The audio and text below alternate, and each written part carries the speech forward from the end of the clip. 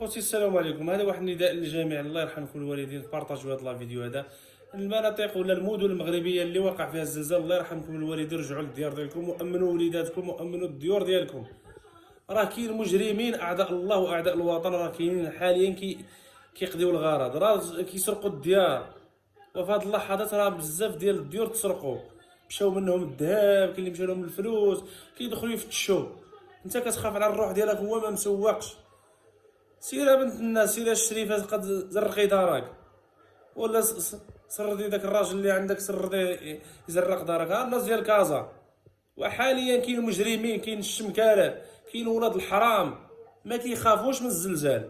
خصو الفلوس، خصو الذهب، خصو ما يسرق لك من الدار. انت سامحه في دارك حياتك وانت كتبنيها دار. يا جراب يا جراب، دابا سمحتي فيها ومشيتي، شنو زعما؟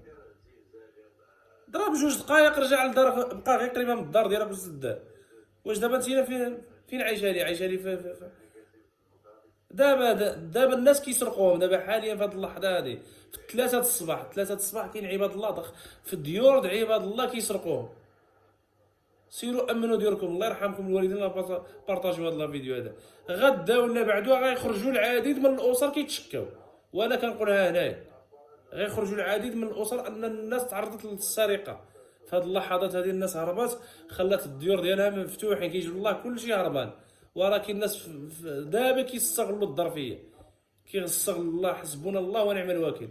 هذه رساله موجهه للامن، السلطات الامنيه، عزوا كتفوا الامنيه الدوريات ديالكم. حشومه عيب. الزلزال وقع والناس كلشي في الزناقي، راه خص الامن يكون مطوق في البلاد. وراه عباد الله راه كتسرق في هذه اللحظات هذه، راه كاين ناس كيتسرقوا دابا. وراه الشيء راه وقع في تركيا، وقع في جميع دول العالم. انت هربتي من الدار، اخر كيجي كيسرقها، كيستغل الظرفيه. هو ما مسوقش، هو مدمر. سرقوا الديور ديالكم، الله يرحمكم الوالدين. راه كاين مجرمين، كاين اعداء الله واعداء الوطن.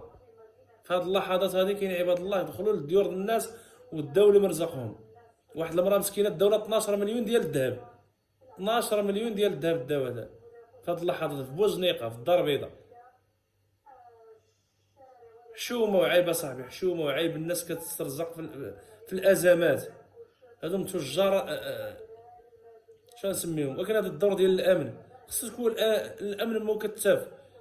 كيكون بزاف مطوقين الحياه، راه كوارث طبيعيه هذه، الانسان ما يقدرش يتغلب. يعني خص المخزن يكون منتشر في جميع الاماكن. والله يهدي ما خلق، هادشي اللي نقولو.